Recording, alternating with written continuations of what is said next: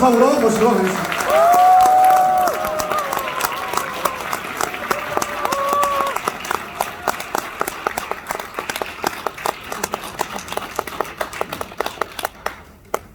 올렸어요?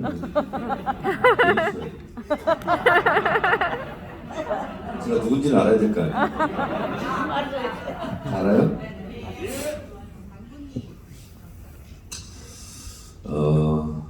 사회자가 얘기했듯이 저희도 아픔이 있습니다. 저는 짝수에는 국회의원을 못 해봤고요.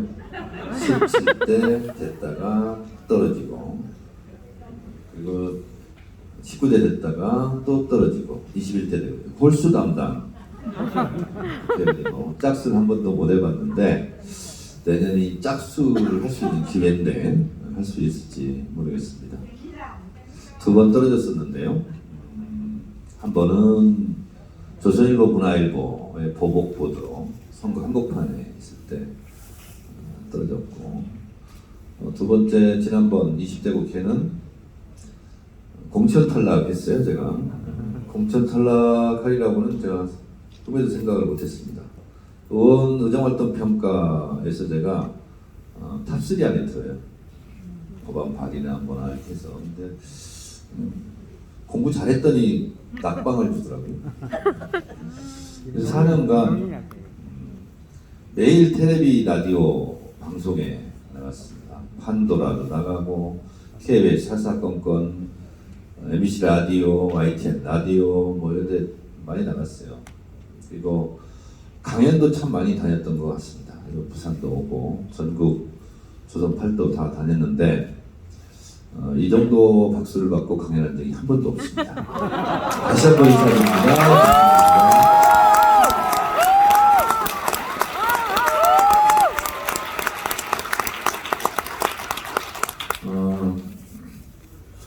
월요일 날 제가 대정부질을 했는데 원래는 한동훈 장관에 대해서 준비해간 게 따로 있었어요.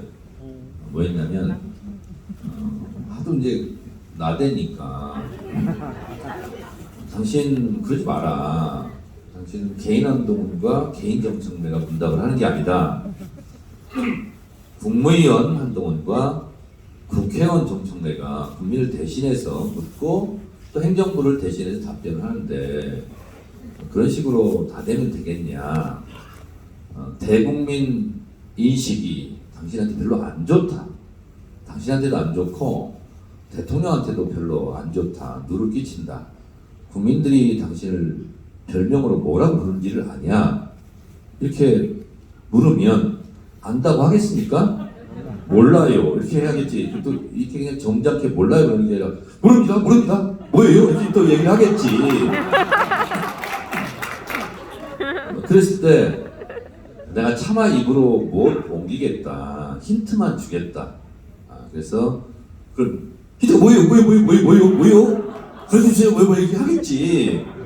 그랬을 때 이응, 쌍시옷, 기역, 지으시다. 쌍지? 그러고 말려고 그랬어요. 그런데 알아서 기자들이 이제 해주겠지. 이응, 쌍시옷, 기역, 지읒. 그러면서 이제 언론이 알아서 쓰겠지. 원래는 그걸 준비해놨어요. 중간쯤에 그걸 하려고 했는데 초장부터 그거를 못 하겠더라고. 왜냐면 나도 모르게 나왔어요. 장관은 참기름, 들기름 안 먹고 아주까리 기름 먹어요? 저도 준비를 한 게 아니고 그쪽도 뭔 말인지 모르잖아요. 아주까리가 뭡니까? 왜 이렇게 깐죽거려요? 그랬는데 사실은 제가 준비한 건 아니었는데 근데 내가 이걸 참 이 발언을 잘했구나 하고 생각했던 게 저한테 문자가 엄청 들어와요. 저쪽 사람들이 엄청 너도 국회의원이야? 너도 국회의원이야? 어쩌고 욕먹으면서 저쪽을 좀 한번 휘저어놨구나. 그리고 우리 사무실에 또 태극기 부대 쪽에서 전화가 엄청 왔대요. 니 죽겠다 그런 국회의원하고 같이 있어서 막 이렇게. 그래서 잘했구나 그런 생각을 했습니다.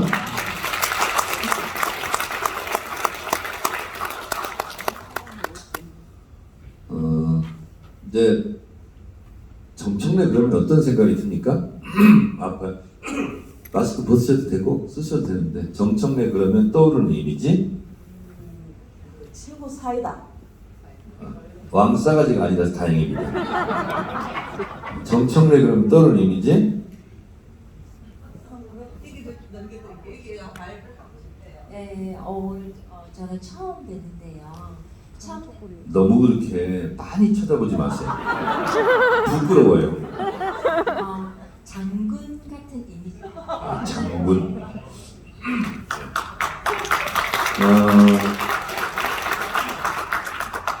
여왕처럼 보여요.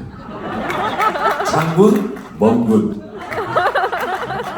어떤 의미가 있습니까? 항상 최고입니다. 참 무성의하시네. 다른 거 얘기해봐요. 다른 말이 필요가 없죠. 정말 생각 없이 하시네. 그냥 똑똑해 보인다 이렇게 해도 되고 뭐 사이다처럼 생각돼 이렇게 말을 해. 명사로 얘기해야지. 늘 바른 쪽에 서시고 항상 똑똑하죠. 네, 알겠습니다. 하여튼 제가 봤을 때 남자보다는 여자들이 훨씬 더 똑똑해. 그래서 똑똑한 여자분 한 분 제가 주제로 얘기할까 합니다. 정청래 그러면 뭐 태극기 부대에서는 안 좋아하고 우리 당원과 지지자들 좀 좋아하시는 것 같고 저쪽에서 한참 동안 정청래라고 부르지 않고 제가 이렇게 가면 우리 지역구에서도 저기 악마 온다 악마와 저를 악마화 한 적이 있습니다. 근데 사람이 어찌 한 면만 있겠습니까? 여러 가지 면이 있죠. 그래서 제 소개를 한 20분간 하고 이어서 말씀을 드릴까 합니다. 저는 충청남도 금산군 진산면 석망리라는 곳에서 10남매 중에 10번째 막내로 태어났고 제 아내는 전라남도 강진군 작천면 평길이에서 역시 10남매 중에 10번째 막내로 천생연분이네. 10남매 10번째 막내끼리 결혼해서 아들만 셋 낳고 사는 집은 제가 알기로 저희 집밖에 없습니다. 옛날에는 그렇게 많이 낳대요. 많이 낳는데 또 많이 죽었어요. 그래서 저는 호적상 5남매 중에 막내 이렇게 되어 있습니다. 사남 일녀. 큰 형님이 39년생이니까 만으로 84세. 둘째 형님이 저하고 띠동갑인 53년생. 둘째 형님. 사이가 많이 뜨죠. 14년간. 14년간 애를 낳으면 죽고 낳으면 죽고 홍역을 앓다가 그렇게 많이 죽었다고 했습니다. 그래서 그 죽은 아이를 강보에 싸서 저희 동네에서는 이제 아장살이라고 그래요. 아기묘. 그래서 그 아기를 안고 묻으러 가는 남편의 뒷모습을 많이 쳐다본 사람이 저희 어머니입니다. 첫째 형 낳고 다섯을 내리 있고 두 번째로 산 게 저희 둘째 형님인데 저희 집은 다 레자 돌림이거든요. 학년이 항내, 옥내, 복내, 청내, 동내, 박내, 공내, 경내, 철내, 창내 다 레자 돌림. 네. 그런데 첫째 낳고 내리 다섯 낳고 그 다음에 또 잃을까봐 아기를 낳아서 중라사 보자. 그래서 광주리 옛날에 일제 때는 그걸 소쿠리라고 했어요. 그래서 소쿠리에 넣어서 운묵에 계속 놓았대요. 그래서 저희 어머니 별명이 소쿠리 엄마입니다. 진짜입니다. 저희 동네에서는 소쿠리 엄마. 저희 어머니는 1921년 전라북도 완주군 운주면 삼북리에서 7남매 중에 막내로 태어나서 16살 때 대둔산 산기슭을 40리를 걸어서 저희 아버지한테 시집을 왔다고 했습니다. 얼굴도 한 번도 못 보고 시집을 와서 혼례식을 올리는데 마당에서 너무 궁금하더래요. 부모님, 옛날에 그 영감님 얼굴 보고 수수밭에서 연애하다가 결혼한 거 아니죠? 어떻게 결혼했어요? 그냥 부모님이 그냥 너희 시집 가라 그러니까 간 거 아니에요? 맞죠? 맞아요? 얼굴 보고 휘파 불면 나가고 막 그렇게 해서 한 거 아니죠? 네? 네, 맞아요. 옛날 다 그랬어요. 그래서 저희 어머니가 도대체 얼굴도 모르는데 궁금해서 이렇게 혼례식을 하면 이렇게 맞절하지 않습니까? 맞절하다가 이렇게 봤대요. 봤더니 저하고 똑같은 남자가 서 있더라고요. 우리 어머니보다 한 살 어린 15살 꼬마 신랑이죠.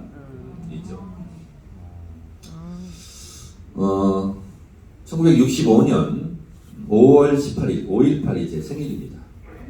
참 어쩌면 또 저를 5.18 때 낳으셨는지. 근데 저를 가질 때는 이런 상태였어요. 39년도에 낳았던 정학래 큰아들을 키워서 장성을 해서 장가를 보냈어요. 근데 큰며느리가 또 하필이면 저희 어머니 동네에서 시집을 왔어요. 어머니랑 똑같이 대둔산 산기슭을 40리를 걸어서 우리 집으로 시집을 왔어요. 결혼해서 큰 손주를 가졌어요. 그래서 이제 우리 어머니는 이제 큰 손주를 가졌으니까 이제 기쁜 마음으로 아이고 첫 손주 이제 해산 이제 둬야지 하는데 옛날에는 지금하고 좀 다르더라고요. 그냥 손만 잡으면 애가 생겼대요. 저희 어머니 말로는 그날 밤 아버지가 우리 어머니 손을 꽉 쥐었답니다. 이게 제가 생긴 거예요. 근데 이제 며느리가 먼저 애를 가졌는데 그래서 이게 남부끄럽기도 하고 그래서 저를 때리려고 4km를 걸어서 버스를 타고 대전의 산부인과에 갔습니다. 갔는데 이것도 생명인데 내가 참아 뗄 수가 없어서 다시 시골에 와서 며느리 배를 보니 며느리 배가 또 남산만해진 거예요. 도저히 안 되겠다. 다시 또 대전 산부인과에 가서 저를 떼려고 하는 순간 그때부터는 제가 기억이 납니다.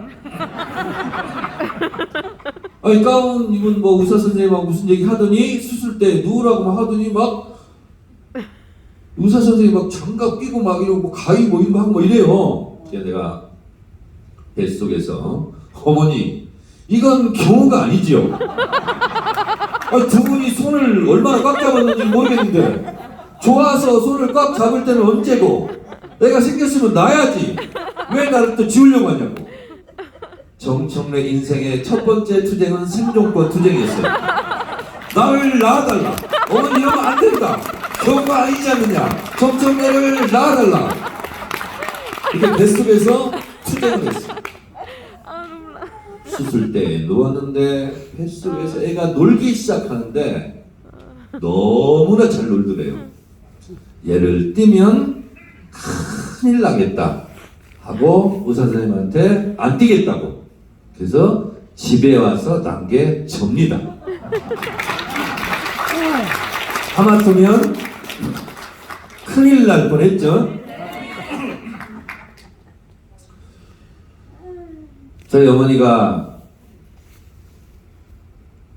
큰아들 낳고 39년에 낳았어요. 신혼이죠, 신혼. 20대 초반에. 그래도 없는 집에 할아버지가 100평인가 200평짜리 밭 하나 줬대요. 이거 먹고 살으라고. 그러니까 진짜로 보릿고개를 못 넘기고 촉은 목피. 그때입니다. 일제시대 때. 그래서 열심히 살려고 그러는데 그때 일제시대 때잖아요. 저희 아버지가 강제징용을 끌려갑니다. 일본 홋카이도 탄광으로 끌려가요. 그 사랑하는 남편이 일본 놈들한테 끌려가는 뒷모습을 쳐다보았던 우리 어머니를 한번 기억하시고요. 3년 후 돌아왔는데 돈 한 푼 없이 다 떨어진 남루한 옷을 입고 돌아왔는데 그래도 못 돌아온 사람이 많고 또 바닷속에 빠져 죽은 사람도 많다는데 그래도 목숨만은 건져서 돌아와서 기뻤다고 했습니다. 그러다가 6.25가 터졌어요. 전쟁이 터졌어요. 전쟁이 터지면 남자도 고생이 많지만 진짜 여자들이 고생을 많이 합니다. 저희 동네는 대둔산 산기슭이에요. 산이 높아요. 산이 높다는 것은 인민군들, 빨치산들이 많다는 얘기입니다. 낮에는 국군이 와서 지배를 하고 밤에는 해가 뉘엿뉘엿치면 인민군들이 산에서 내려와서 총을 들이대고 밥을 하라고 한대요. 그럼 밥을 해서 줘야 돼요. 그러면 그 다음날 아침에 군인들이 와서 왜 인민군들한테 밥 해줬냐고 또 막 뭐라고 한대요. 낮과 밤이 정권이 교체되면서 그 마을에 살았던 사람들은 생사가 왔다 갔다 하는 겁니다. 저희 아버지는 손숙ቸው 저 잘생겼어요, 못생겼어요? 그냥 좀 생겼어요. 근데 저희 아버지는 저보다도 잘생겼어요. 저보다 키가 크고 덩치가 커요. 아버지 돌아가시 2주 전에 제가 병원을 모시고 왔는데 체중을 재잖아요. 체중을 딱 재더니 58kg가 나와요. 근데 제 아버지가 하신 말씀이 야 막내야 내가 한참 때는 85kg 나갔는데 1m 77에 85kg. 옛날 분들은 비계가 없잖아요. 다 근육이잖아요. 그러니까 얼마나 힘이 좋았겠어요. 저희 아버지는 초대 새마을 지도자도 했고 이장도 여러 번 했고 그 동네에서는 말빨개나 있는 요즘 말로는 인플루언서 영향력 있는 사람이었죠. 물론 우리 어머니한테는 꼼짝 못했습니다. 저희 어머니가 무학이지만 모르는 것 빼고는 다 알아요. 저희 어머니 별명이 변호사였습니다. 김경지 변호사님. 저희 어머니도 변호사였습니다.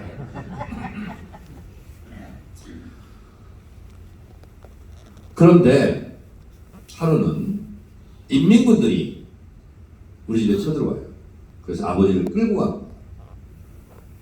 그래서 우리 집 앞에 논뱀이에서 인민재판을 합니다.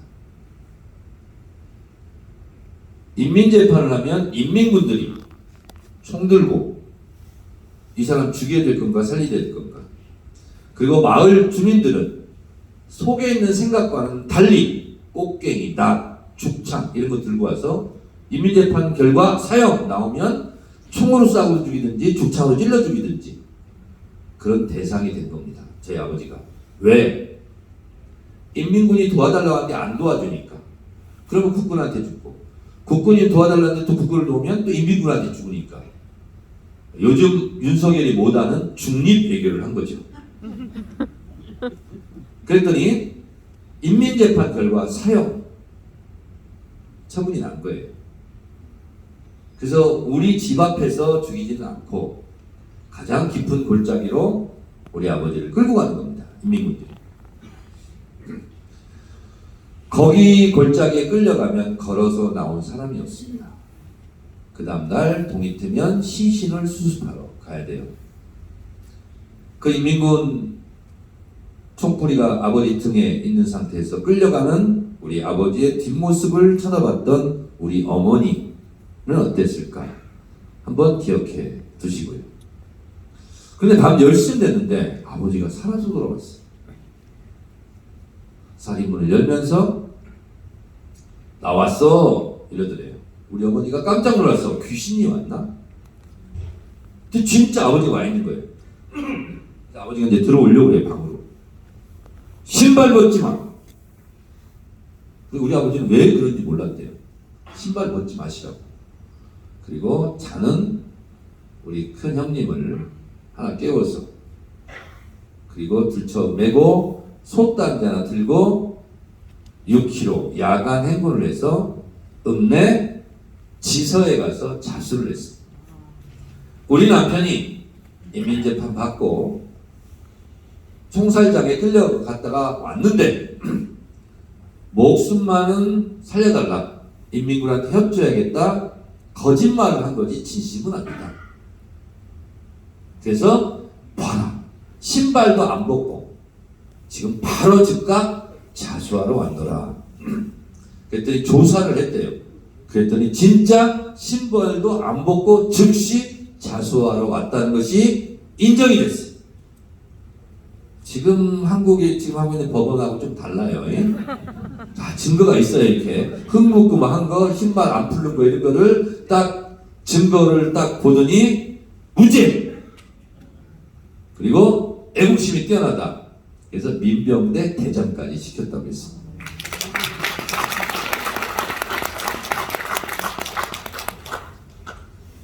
저희 큰형님이 공부를 잘했대요. 그래서 그 당시 국민학교 졸업하고 중학교에 입학을 했는데 전교 1등을 했대요. 근데 1학년, 2학년까지는 어떻게 맞췄는데 중3부터는 등록금을 낼 수가 없었대요. 그래서 아버지가 중3 때 담임선생님에게서 자퇴를 시키고, 그 공부 잘하는 아들을 자퇴를 시키고 아버지만한 지게를 둘이 치고 산에 올라가는 거예요. 장작 장사를 하러.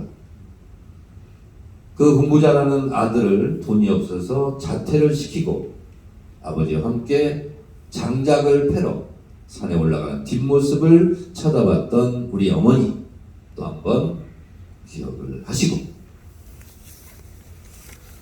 제가 이제 생존권 투쟁을 통해서 제가 태어났고, 근데 제가 어머니의 귀여움을 독차지했고, 어머니 친구들이 저녁 먹고 마실 오면 저는 장미화에 안녕하세요 또 만났군요, 다시는 못 만나라 기억했죠.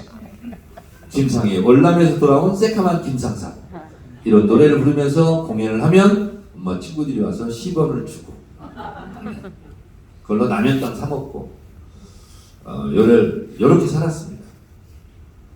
저희 동네는 석막리인데요, 돌로 막았다 해서 석막리입니다. 원래 이름은 돌매기, 그만큼 오지 마을이에요. 네. 저는 중학교 1학년 때 처음으로 검은 운동화 처음 신어봤고, 고3 때 처음으로 상고머리를 해봤어요. 전기도 안 들어오고 그랬던데, 저희 어머니가 제가 6살 됐을 때 이상한 일이 벌어졌어요. 어머니가 힘들 텐데 반일 논일하고 오면 꼬렁골 밑에서 한글을 혼자 독학하기 시작했어요. 한글을 다 깨우치시고, 제가 7살 되니까 저한테 한글을 가르쳐 주셨어요. 기역 니은부터 숫자는 1부터 만까지 어머니가 가르쳐 줬어요. 초등학교 입학할 때 국민교육헌장을 읽고 쓰고 외우고 제가 입학한 천재였습니다.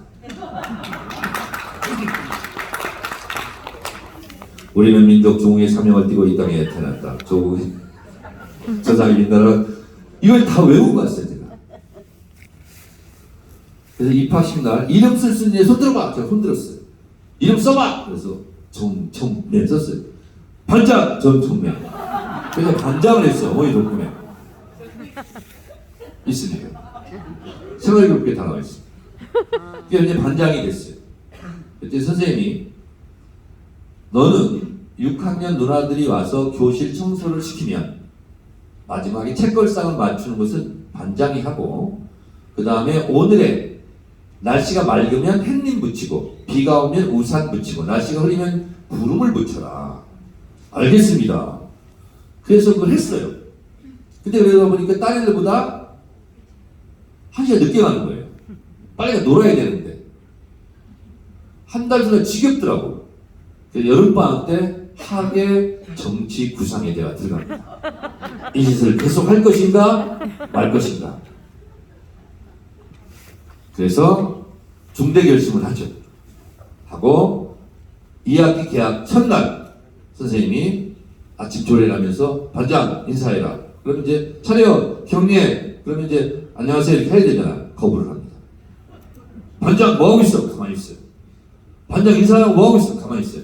그리고 벌떡 일어나서 반장직을 사퇴합니다.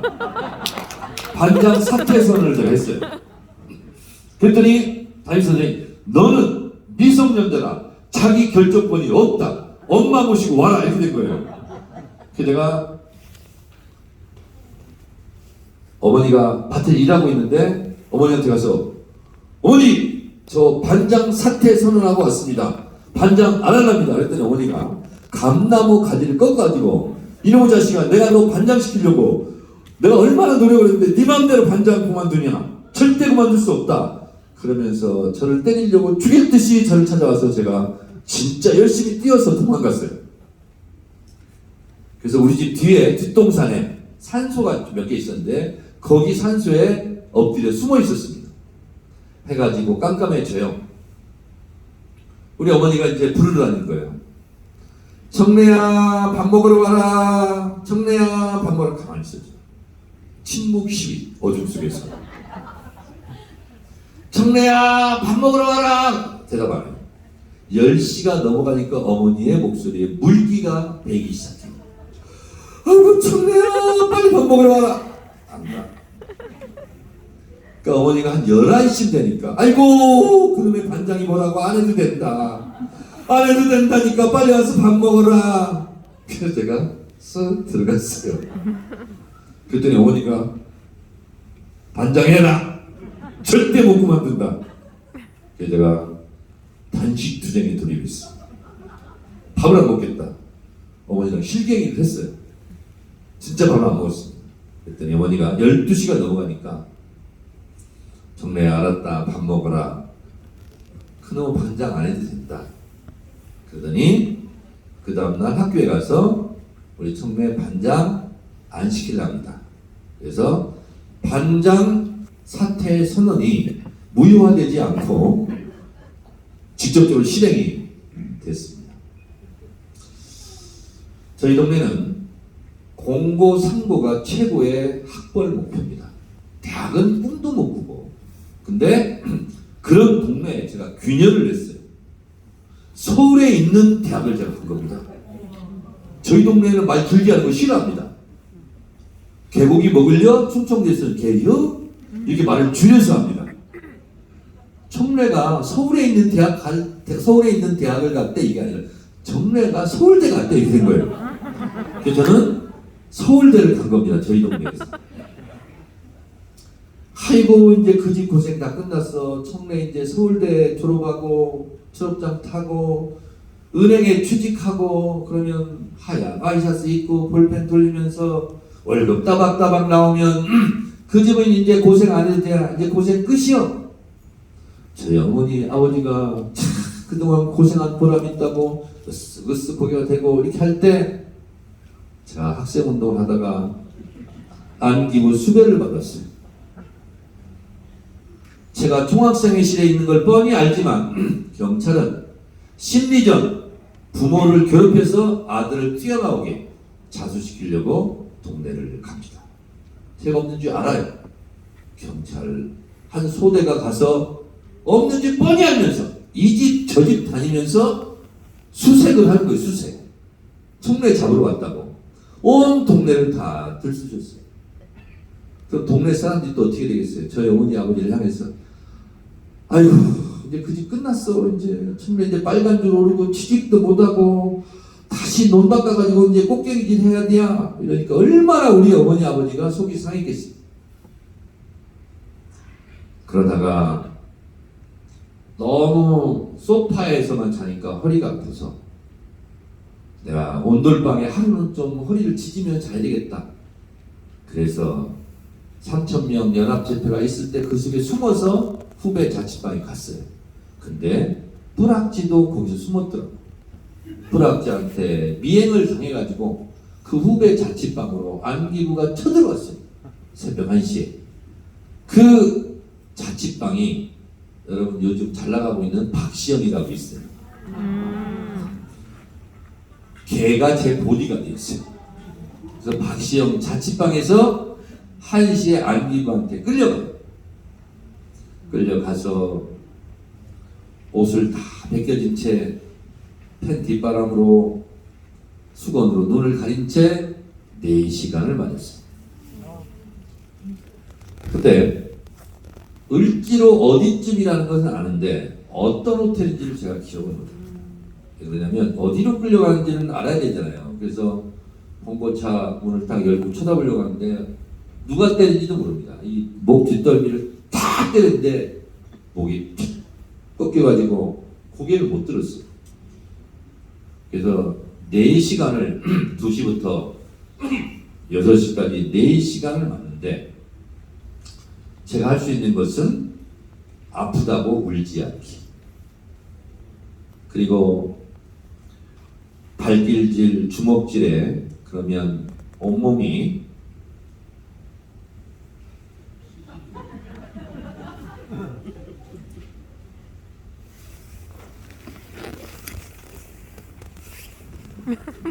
끝내라는 얘기인데 제 맘대로 할게요 그냥.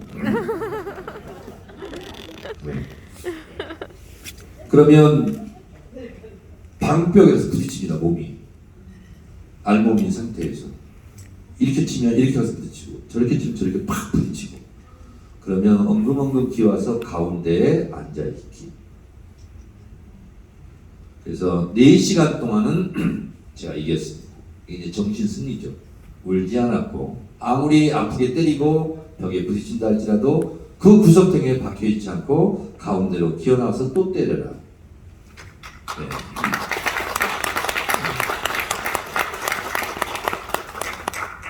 그래서 징역을 3개월 살고 나왔는데 인천에 우리 누나 집에 아파트 배를 열고 문을 탁 열고 들어가려고 그러니까 우리 어머니가 또 6.25 때 아버지한테 했던 것처럼 신발 벗지 마. 그래서 이제 나는 3개월 살다가 석방돼서 나왔는데 신발 벗지 말라고 우리 어머니가 또 그랬어. 왜 그런가 했더니 쟁반에다가 두부 2모를 가지고 와서 이걸 다 먹으라는 거예요. 1모는 먹었어요. 2모는 못 먹겠더라고. 그게 무슨 양념을 친 것도 아니고 그게 생두부예요. 그랬더니 우리 어머니가 다시는 징역 가면 안 된다고 울면서 입을 벌려가지고 2번째 2모까지 다 입에 넣어줬어요. 그래서 강제 흡입을 당했습니다. 그런데 우리 어머니 말대로 정신을 못 차리고 1년 후에 또 미 대사관저 정보농성을 갔습니다. 그때는 노태우 대통령이 10월 15일 미국을 가는데 이틀 전 13일 날 89년 10월 13일 날 미 대사관저를 들어갔어요. 저는 무기징역을 각오하고 들어갔습니다. 농축산물 수입 개방 처리하라. 미국의 슈퍼 1조 농축산물 수입 개방 압력 굴복하지 마라. 그걸 외치면서 1시간 동안 농성을 하다가 경찰에 진압당하고 남대문 경찰서에 끌려갔는데 남들이 안 하는 짓을 제가 많이 하거든요. 우리 동지들 5명한테 이름 대지 마라. 누가 그랬는지 신원조회부터 하거든요. 하지 말라. 지금부터 우리가 왜 미 대사관저에 들어갔는지 기자회견을 하겠다. 기자들을 불러달라. 그랬더니 경찰관이 또 아직도 정신 못 차렸냐며 날라치기를 해서 내 뒤통수를 탁 때리는데 경찰이 너 뒤통수가 왜 이래? 저도 모르게 뒤통수를 봤더니 피떡이 든 것이 말라가지고 피가루가 한 움큼 잡혔어요. 저도 몰랐는데 진압당하면서 경찰 방패가 제 이쪽 정수리 쪽을 찍었어요. 그래서 뒤에 병원에 이제 빨리 꼬매러 가야 되잖아요. 그런데 경찰이 다 허리춤을 쥐고 이렇게 가는데 왠지 모르게 뒤를 쳐다보고 싶어요. 쳐다봤더니 서울역 전광판에서 긴급 속보 전대협 결사대 미 대사관저 정보농성 성공했어. 우리가 그것을 알리려고 했는데 야 드디어 이제 우리가 우리의 뜻을 전 국민에게 알릴 수 있게 됐구나. 너무 즐거웠어요. 갔더니 의사가 10바늘을 꼬매면서 하마터면 큰일 날 뻔했다고. 머리는 찢어졌는데 머리는 정상이다.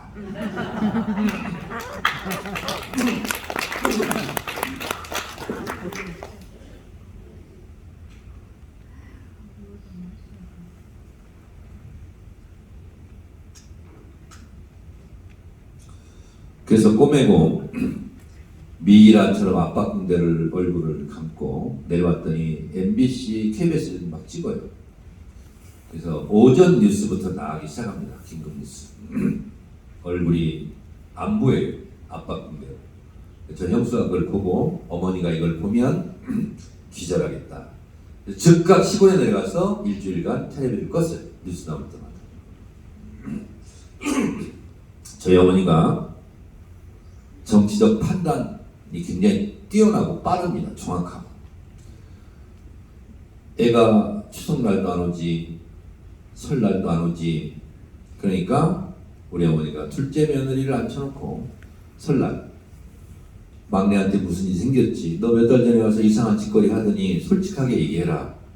어머니, 막내들은 지금 서울구치소에 있어요. 그 다음날 어머니가 서울구치소로 면회를 왔어요. 저는 그냥 징역 살지 않습니다. 서울구치소 제가 옥중투쟁위원장을 하고 있었습니다. 옥중투쟁위원장이 어머니가 시골에서 면회를 왔어요. 구치소장이 특별 면회를 해줘라. 1시간 손붙잡고 면회를 하는 겁니다. 어머니가 55분간 우시기만 하시는. 교도관이 옆에서 무슨 말인지 써야 되는 쓸 게 없어. 들썩들썩. 어머니, 시간이 얼마 안 남았습니다. 무슨 말씀이라도 하셔야죠. 그랬더니 어머니가 막내야, 삼시 세끼는 꼬박꼬박 챙겨 먹어라. 나 간다. 그러더니 비쩍비쩍 보안과 앞마당을 걸어 나가시오. 여기서 저만큼 돼요. 저는 어머니가 한번 뒤돌아보실까 하고 23번 수영복을 입고 기다리고 울면서 기다리고 있어요. 어머니가 비쩍비쩍 걸어 나가시더니 보안과 철문을 탁 잡으시더니 아, 이제 쳐다보시겠구나. 그랬더니 잠깐 멈칫하더니 뒤를 안 돌아보고 그대로 나가셨어요.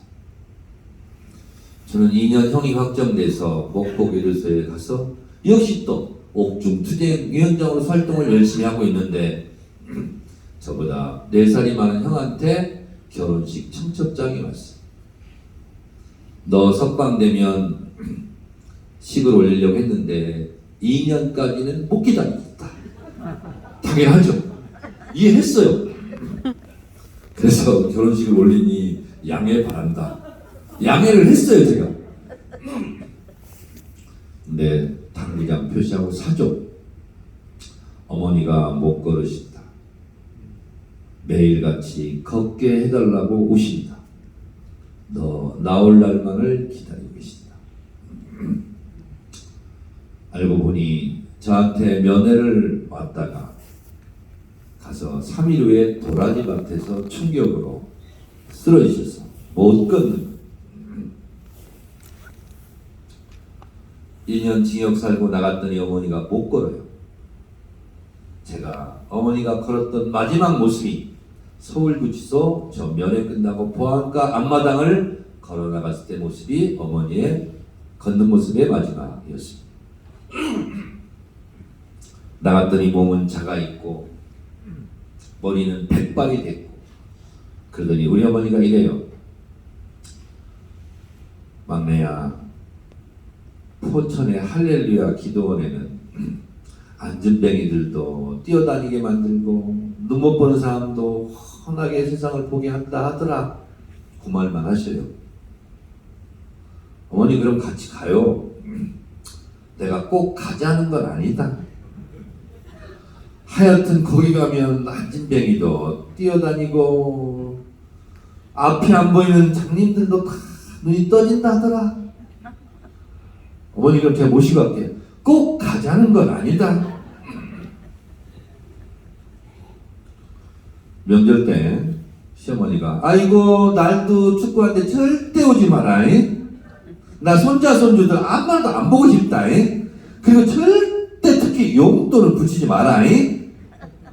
그런다고 안 가고 용돈 안 붙이면 불효자식 됩니다. 그래서 제가 어머니 택시를 대전에서 모시고 대전에서 포천 할렐루야 기도원까지 갔는데 저는 믿음이 없어요. 내가 혹시 믿음이 없어서 어머니한테 피해를 주면 안 되지 그래서 진짜 착하게 살았어요. 병원에서 불가 판정을 받은 암 환자들이 정원 50명이 와 있어요. 한 명씩, 두 명씩, 세 명씩 죽어나갑니다. 그 암 환자 시설하고 대배정하고 한 2, 3m 떨어져 있어요. 제가 다 운송을 담당하고 그분들 휠체어 타는 거 내리는 거 도와드리고 했어요. 예배를 5번을 봅니다. 중간에 쉬는 시간은 꽃게니 삽 들고 작업을 나가요. 제일 많이 잔 시간이 2시간. 한 달을 이렇게 잤어요. 그랬더니 암 환자들이 매일매일 죽어나갑니다.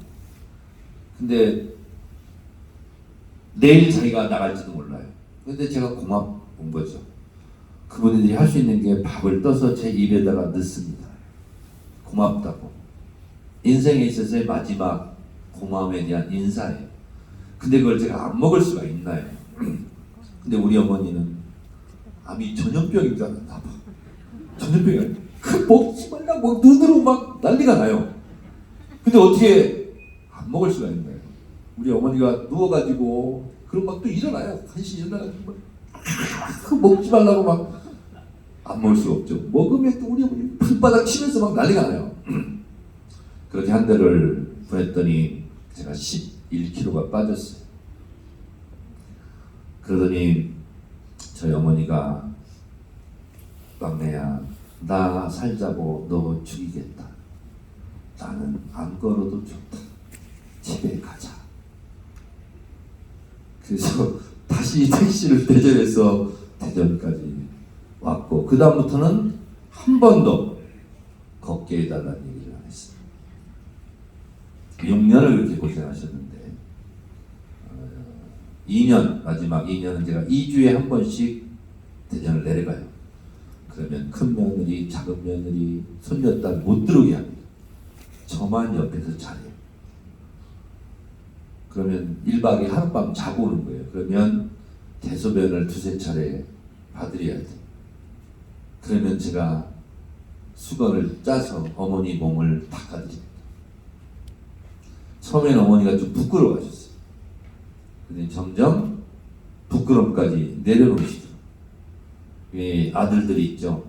어머니 몸 수건으로 닦아드릴 분 한번 손 들어보세요. 보통 2~3명씩은 나오던데. 두 분 계시네요. 진짜 효자입니다. 어머니가 그걸 시키지도 않을 뿐만 아니라 시킨다고 하는 아들도 별로 없대요. 근데 저는 그걸 했어요. 왜냐면 어머니가 너무 감사해서. 근데 하루하루 가서 닦을 때마다 몸이 작아지기 시작해요. 나중에는 뼈밖에 안 남더라고요. 근데 하루는 큰형님한테 전화가 왔어요. 막내야, 엄마가 오래 못 견디실 것 같다. 빨리 내려오라. 지금 서울에서 대전까지 가는데 보통 2시간 반 정도 걸리는데 저는 1시간 반 만에 갔어요. 이 얘기하면 꼭 이런 사람이 있어요. 교통신호 위반했군. 속으로 이렇게 생각하는 사람이 있어. 맞아요. 위반했어요. 그랬더니 어머니가 마지막 남은 힘을 다 써서 윗 눈꺼풀을 탁 올리시더니 제가 이렇게 쳐다보니까 아래 위로 좌우로 제 눈동자를 쳐다보면서 눈을 뜬 채 돌아가셨어요. 근데 눈을 못 감고 돌아가신 거죠. 그랬더니 큰형님, 둘째 형님이 자꾸 눈을 쓰다듬어 주시는데 눈을 못 감으시고 그랬더니 우리 큰형님이 막내야 네가 어머니 편안하게 모셔라. 그래서 어머니 푹 패인 눈에 제 눈물을 호수처럼 담그고 제 어머니 편히 가시라고 했더니 그때서야 눈을 감고 저 세상으로 떠난 저의 어머니. 누가 저에게 존경하는 인물을 쓰라 그러면 저는 박순분 이렇게 씁니다. 저희 어머니. 제가 가장 존경하는 우리 어머니. 제가 어떤 분 쪽지까지 주면서 어머니 얘기 너무 길게 하는 것 같으니까 빨리 줄이라고 했지만 굴하지 않고 계속 우리 어머니 얘기를 제가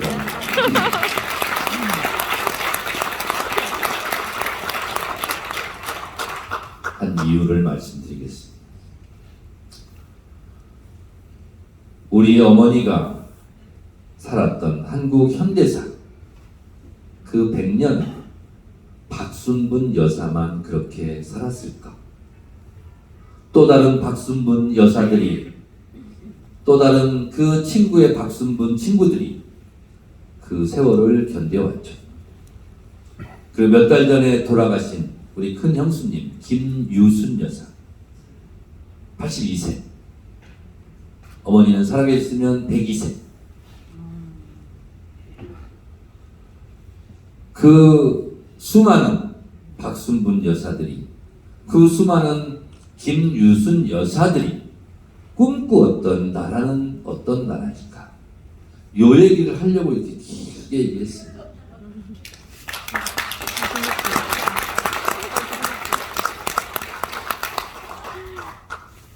일제시대 때 태어났어요. 저희 어머니가.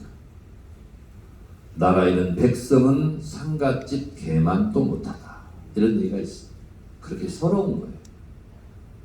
농사 져놓으면 일본 놈들이 다 뺏어가고, 녹그릇, 밥그릇 이런 것까지 다 뺏어가고, 남편도 강제징용 끌어가고.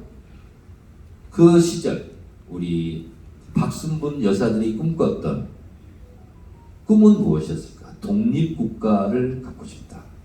이 꿈이 아니었을까? 남편이 인민군한테 끌려가 총살당에 갔다가 죽음의 문턱을 넘어서 다시 돌아왔을 때 전쟁 없는 평화로운 국가를 꿈꾸지 않았을까? 전교 1등하는 큰아들 자퇴시키고 아버지랑 지게지고 가는 뒷모습을 보면서 삼시세끼 걱정은 좀 안 해도 되고 아들 교육비 걱정은 좀 안 해도 되는 경제적으로 좀 풍요로운 국가를 꿈꾸지 않았을까? 10번째 안 날려다가 낳았던 아들이 전두환, 노태우 군사독재 정권 타도하자고 싸워서 감옥 가지 않는 그런 민주주의 국가를 꿈꾸지 않았을까? 그런 생각을 해봅니다.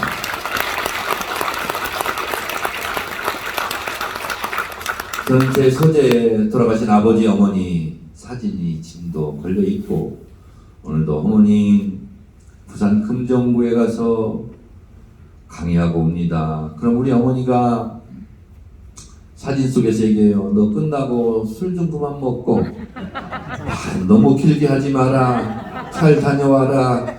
그리고 엄마 얘기만 하지 말고 아버지 얘기도 가끔 해라. 아버지 서울에 생각하신다. 이렇게 어머니가 얘기를 하십니다. 박순분 여사가 굽이굽이 넘어왔던 한국 현대사, 그리고 또 저희 아버지 해자 일자 정해일 선생이 겪었을 고초를 다 겪으면서 오늘의 대한민국을 만들었습니다.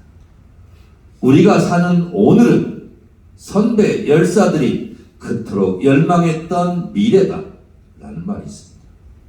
어떻게 만든 대한민국인데 그 대한민국이 대통령 하나 잘못 뽑아서 전 분야에서 무너지고 있습니다. 우리가 윤석열 정권, 검사 독재 정권을 물리치고 다시 우리가 정권을 되찾아야 되는 이유는 윤석열이 개인적으로 미워서가 아니라 한국 현대사 100년 동안 우리 선배들이, 우리 어머니, 아버지, 할머니들이 꿈꿔왔던 그랬던 대한민국의 모습과 정반대의 모습으로 윤석열 검사 독재 정권이 가고 있기 때문에 다시금 우리가 정신을 차리고 대한민국을 다시 고추 바로 세워야 되지 않는가라는 의미에서 윤석열 정권을 규탄해야 된다고 저는 생각합니다.